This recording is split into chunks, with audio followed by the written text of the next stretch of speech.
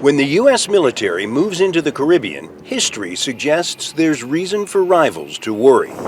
With thousands of newly arrived American troops on the ground and the most lethal ship in the world on its way, the aircraft carrier Gerald R. Ford, Puerto Ricans see a familiar pattern. U.S. troops have descended on Puerto Rico before, ahead of invasions of the Dominican Republic in 1965. Events soon outran our hopes for peace. Grenada in 1983, to restore order and democracy to Grenada. And Panama in 1989. To defend democracy in Panama. Now the surging U.S. forces are stationed here on land and on ships in the Caribbean with their sights set on Venezuela.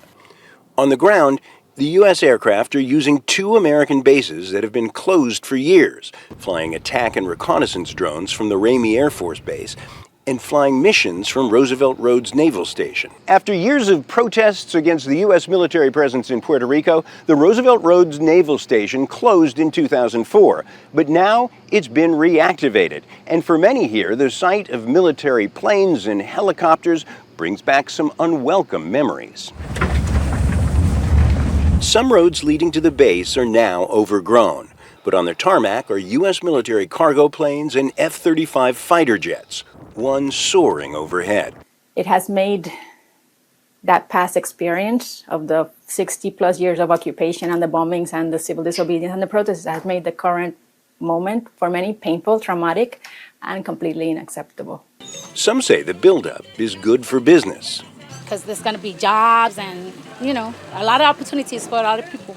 The Trump administration frames the military buildup as an anti-drug operation and has blown up more than a dozen suspected drug trafficking ships at sea, a tactic many analysts question. You do not use lethal force unless they are firing on you or you feel that your own safety is in jeopardy. And that is just not what's happening here. This really actually does fit the definition of an extrajudicial execution or even just plain murder. President Trump denies that he has approved action on Venezuelan soil. There are reports that you are considering strikes within Venezuela. Is that true? No. That you made a decision on that? No, it's not true. But he's already authorized covert CIA operations inside Venezuela.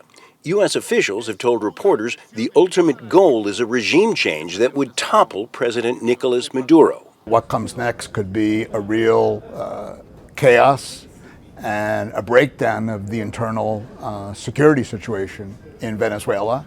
And of course, in that scenario, the United States would have to assume a huge responsibility. As U.S. forces build up across the Caribbean, many here worry that what began as a show of force could end in another war the region doesn't want.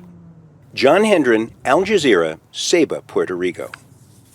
Don't miss out. Get the full picture. Subscribe to Al Jazeera for reliable news, expert insight.